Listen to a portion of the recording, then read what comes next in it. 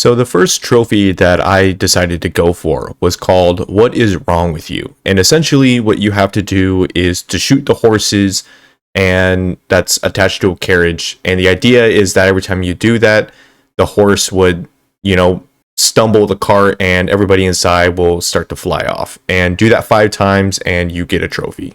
So yeah, it was pretty much easy.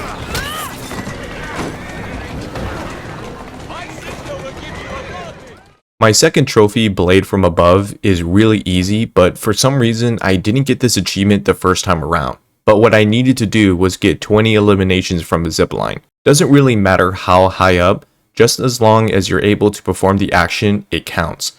I saw an enemy coming down the street in his carriage, so I needed to climb up and kind of guess where exactly I needed to shoot my zipline across, so I can perfectly land on him to get my final target.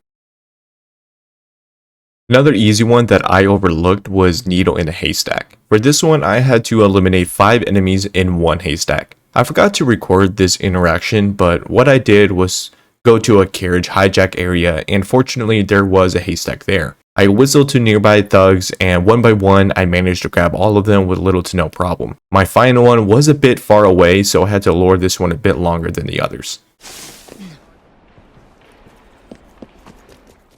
A quarter furlong at a time required me to win 3 different races around the map. Doesn't matter which type of race it is, there are at least 3 or 4 different types. I recommend you upgrade your personal abilities since there are a few upgrades that allow you to travel faster in the carriage. Luckily, none of the races I did gave me any problems, so not only was this easy, but it was actually fun. Congratulations on your victory. Bare Knuckle Champion is very similar to the racing one. Both of these trophies are required to win these challenges at 3 different events. For this one, you don't get to have your weapons because the title of this trophy is self-explanatory. Also, there are multiple rounds in the fighting arena, so I wasn't too sure if I had to go through all the rounds for this to work, so I did just to play it safe. You there? Think you can challenge a couple of brutes and climb your way to the top? Opium Scourge was a bit tricky for me. At first, I thought I had to quickly fire the darts at 4 enemies, but it turned out that all I needed to do was shoot the fire barrel the thugs like to hover over, and hope that there were at least 4 people around it. I looked up a quick guide, and people suggested going to this. I think this one was Sequence 2 Memory 2. This had to be my 5th try, and someone suggested throwing a smoke bomb near the campfire so they stayed put, and it totally worked. I paused the game after this one because it was starting to get annoying and I wanted to take a huge sigh of relief. You wouldn't steal a policeman's helmet was annoying at first because the spawn rate for police carriages is kinda trash. I spent 20 minutes driving around and got no luck until I decided to start causing mayhem until someone showed up, and they did. Remember me mentioning an exploit? The trophy wants you to steal 20 police carriages, but instead of doing that, call a rook nearby and have them hop on. Then climb on top of the police carriage, having the rook drive for you, then press the action key that would allow you to take over. For whatever reason, this counted as stealing multiple carriages, so all I had to do was do that action 20 times until I got the achievement. I don't know if this actually counts as cheating, but I wanted to share this with you guys since some people claim it is. Let me know what you guys think. No Ticket was a bit tricky since there weren't many opportunities later on in the game that would have you constantly be around trains as much. For this one, I looked up a guide and some comments in a few videos suggested going to Sequence 5, Memory 5. There's more thugs on the trains, and once you clear out the area, you can jump in front of the train that you're already on, causing you to die and restart the checkpoint, which basically restarts the interactions of you fighting. This does count for each time you kick an enemy off, so you can do this on repeat until you get it. Seraphisophile is the start of the 5 collectible trophies I had to complete. For this one, I had to collect all the beer bottles around the map. Also, if you haven't, go to the nearest shop and there's a tab at the very bottom called Treasure Maps. There's a map that locates all the beer bottles. This also goes for the flowers too, since that's also a collectible. Just this morning. Manifest says 10. I counted 10.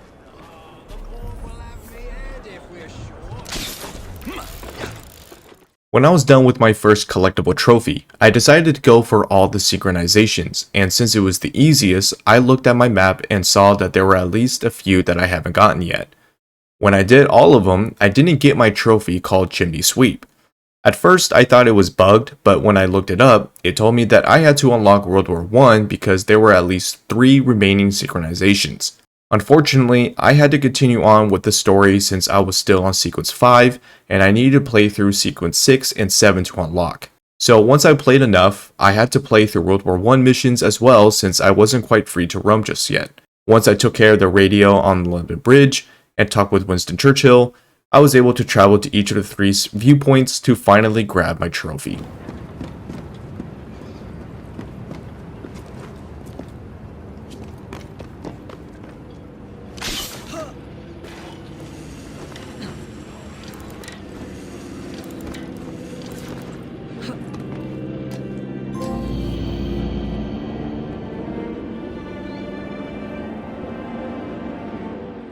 After grabbing the last one, I've decided to finally upgrade my gang, which led me to snag the trophy called Keys to the City. If you're having trouble with finding materials, I suggest focusing on upgrading certain abilities that give you more loot for opening world chests that are scattered around. It definitely helped me out.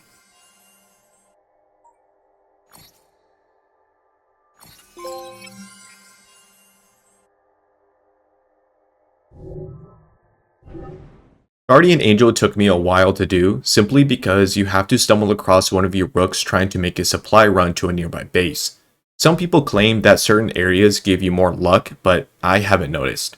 Thankfully, I had to only do 10 instead of like 20 because that would actually kill me. You don't need to stay on top of the carriage. What I do was immediately hop on the driver's seat and quickly drive to the nearest destinations.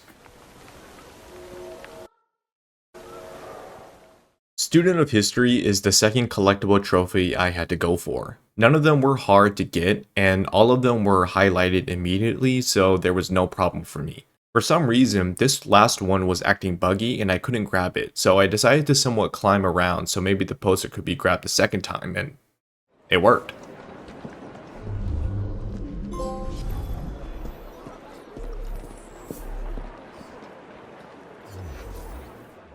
Language of Flowers is the third trophy on the list for collectibles. As I mentioned before, you can buy a treasure map revealing additional locations of these flowers, and from there, the rest are easy. Nothing crazy to obtain, pretty much there in plain sight.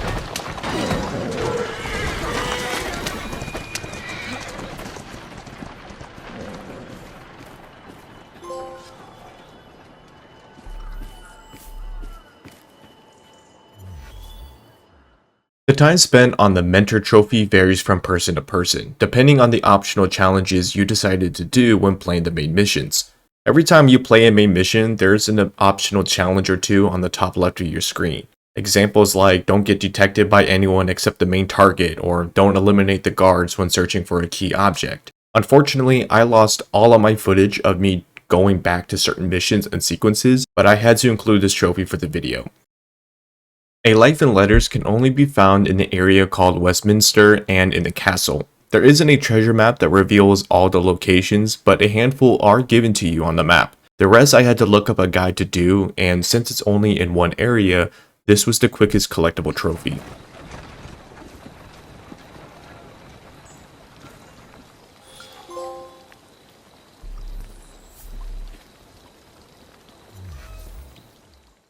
Godlike was the last collectible trophy I had to obtain before getting my platinum.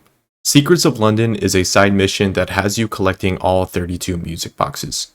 Once you do, place all the music boxes in these small machines that surround the one in the center, and as you do, you start to see a special outfit for Evie. Most people claim that this is the best outfit in the game for Evie, and it's recommended to obtain this as soon as possible. At first, the icons on the map were revealed, but less than halfway, none of them were revealed for me, so I had to look up a guide later on. Some of them are in bushes, some of them are on rooftops, at the river, and some of them are in parks, so just keep an eye out. I do recommend a guide for this one since the hiding spots are a bit diverse. My last trophy was Without a Grudge. This one surprisingly took me the longest to do, simply due to the fact that I had to destroy 5,000 obstacles with my carriage. I spent literal days trying to get this trophy, and I honestly think this one's a bit buggy. I've tried looking up a guide to see where in the map has the most obstacles, but the videos are so different that most comments basically say it's anyone's guess, and you'll have to keep on the grind. Fortunately, after hours of mowing down everyone and everything in my path, I managed to grab both Without a Grudge and the Platinum. Thank you guys for watching my first ever trophy cleanup video. I want to do a full Platinum run on a game, and depending on how well this video goes and the support the channel gets, I'll do more in the future since that greatly motivates me to push for those trophy grinds. That's it for this one, and I hope I'll see you in the next.